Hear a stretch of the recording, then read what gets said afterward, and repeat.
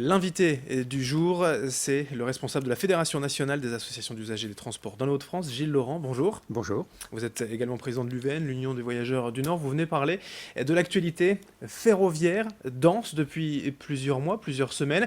Vous aviez souhaité rencontrer Guillaume Pépi la semaine dernière lors de sa venue avortée à Lille. Vous aviez beaucoup de choses à lui dire. Quel est le principal grief aujourd'hui pour vous ? Alors déjà, effectivement, Guillaume Pépi avait invité les associations d'usagers des transports à une rencontre, et c'était très bien. Malheureusement, ça a été complètement contrecarré par la grande panne de la gare du Nord, n'est-ce pas? Donc il n'a pas pu venir. Indépendant de sa volonté, Voilà. mais tout de même, ça montre quand même, voilà, ça apporte un peu de l'eau à votre moulin, quoi. Oui, oui, mais enfin, ça montre aussi la grande fragilité du réseau ferroviaire, parce qu'on se rend compte qu'une panne électrique finit par mettre par terre une gare où il y a 700 000 voyageurs par jour quand même, pendant quasiment 5 heures. Là, il y a un problème de conception. Je veux dire, on ne connaît aucune entreprise qui a ce qu'on appelle des modes communs dans le domaine industriel à ce point-là, qui est qu'une panne met par terre un ensemble complet comme ça, quoi. Alors cette réunion la semaine dernière a quand même eu lieu. Quelles sont vos revendications aujourd'hui ? Elle a eu lieu donc avec le président de la SNCF régionale, voilà, le directeur régional. Alors nous, la première revendication, c'est par rapport au retard et aux suppressions de trains, je dirais, parce que ça pollue complètement le quotidien de milliers de voyageurs sur l'ensemble de la région, ou même en France, d'ailleurs, c'est pas propre au Nord-Pas-de-Calais. Voilà, donc des retards, les suppressions pour tout un tas de motifs, il y en a, on ne peut pas exclure, bien sûr, mais enfin, il y en a quand même un peu beaucoup quand même. Je dirais que la SNCF annonce 90% de régularité, environ 92 peut-être, ça veut dire qu'un train sur 10 est globalement en retard. Oui. Or, un train sur 10, c'est beaucoup les trains d'heure de pointe, évidemment, puisque c'est là que le réseau est le plus contraint, et c'est aussi des trains où il y a beaucoup de monde, donc ça fait beaucoup plus qu'un passager sur 10 en retard au moins une fois dans la semaine. C'est très important. À l'arrivée, en fait, vous pensez que ça n'incite pas les gens à prendre le train, ou en tout cas, ceux qui le prennent en ont marre et reprennent la voiture Bah ou... oui.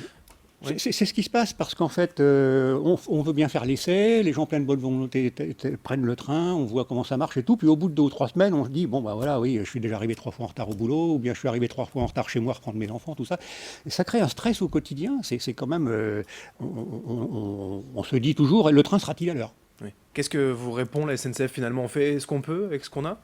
Oui, il y a une partie de ça, effectivement. Nous, ce qu'on pense, c'est que la SNCF pourrait faire mieux quand même, parce qu'une part des retards sont dus à l'entretien du matériel, sont dus au personnel qui est manquant ou pas en nombre suffisant, etc. Donc, d'ailleurs, la SNCF nous a assuré avoir lancé un grand programme de recrutement de contrôleurs et de conducteurs de train, là, sur l'année 2016, qui devrait produire des effets en 2017, donc on va voir.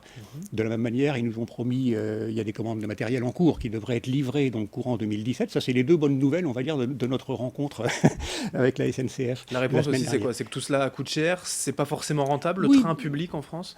Alors, de toute façon, les TER, tous sont subventionnés. Ça marche comme c'est dans tous les pays, comme ça, de toute façon. Hein. Donc, un transport de proximité en train est quasiment toujours subventionné à partie importante, puisque l'usager paye environ 30% du billet de train.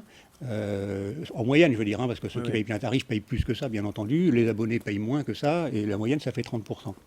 Il y a une actualité directe aussi, c'est ce que vous appelez le cadeau de Noël de la SNCF. Oui. Pendant les fêtes, alors qu'effectivement beaucoup de gens vont se déplacer, des trains tout simplement supprimés. Oui, alors ça a été une surprise, disons, ça a déjà été un peu le cas les années dernières, et là c'est renouvelé cette année, donc évidemment il n'y a aucune publicité là-dessus, ça va de soi, on découvre ça au hasard des horaires de train, c'est-à-dire que les horaires qui ont été publiés là pour le 11 décembre, le changement d'horaire annuel, intègrent dedans des petits renvois qui disent tel train ne roule pas du 26 au 30 décembre, et il y en a plusieurs comme ça. En gros, 30% des trains sur la région sont supprimés pendant cette période des fêtes. Donc nous, on considère que d'abord, effectivement, il y a des gens qui ont besoin de se déplacer pour aller en famille, etc. Puis il y a plein de gens qui continuent de travailler aussi pendant cette période-là. Or, autant dans des régions, s'il y a une densité de trains, tous les quarts d'heure, on en met un toutes les 20 minutes à la place, bon, peut-être, c'est pas encore trop gênant, mais quand vous avez un train par heure et qu'on vous en supprime 1 sur 3, vous vous retrouvez avec des trous dans la trame horaire et vous n'avez plus le train qui vous permet d'aller à votre travail ou d'en revenir. Un autre cadeau de Noël aussi, ce sont les bus de substitution. Parfois, il n'y a pas de train, on vous met un bus. C'est beaucoup plus long, forcément, on l'imagine. Mais le tarif est le même, ça. Ah bah exactement. Et ça c'est récurrent, que ce soit pour des travaux, que ce soit quand il y a eu le plan de transport adapté début 2016 par manque de conducteurs pendant 2 ou 3 mois aussi. Là, pour Noël, il y a quelques bus sur les lignes, des petites lignes, on va dire. La plupart du temps, c'est des trains supprimés sans aucun remplacement. Oui. Et quelquefois, il y a des bus. Alors, par exemple, pour aller de Arras à Étaples en milieu de journée, il y a un train qui est remplacé par un bus. Au lieu de mettre 2 heures, on met 3 heures. Bien sûr, mais le billet est toujours au même prix.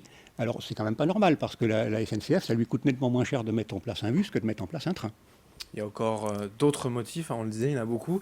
Pour en parler, le comité de ligne en fait, départemental, ce jeudi 15 décembre à la région, c'est ouvert à tous les voyageurs, que l'on ne soit pas voyageur d'ailleurs ou non, on peut y aller et s'exprimer, voir un petit peu l'actualité ferroviaire, quoi. Oui, tout à fait. C'est ouvert à tous et j'invite vraiment tous ceux qui sont intéressés par le train régional à y venir. C'est à 18 h au siège de la région, boulevard ouvert à Lille. Donc c'est très important d'exprimer ce qui va bien aussi ou ce qui va pas bien, les attentes qu'on a, etc. Donc on regrette que cette année, ça a été fait un peu au rabais, ces histoires de comités de ligne. Usuellement sur le Nord-Pas-de-Calais, on avait 13 comités de ligne répartis sur le territoire. Et là, cette année, un peu pris par le temps, je pense que la région n'a pas pu mettre en place exactement ce qu'elle aurait voulu. Mais bon, elle a fait 2 comités de ligne. Un à Arras, qui a eu lieu le mois dernier, et un à Lille.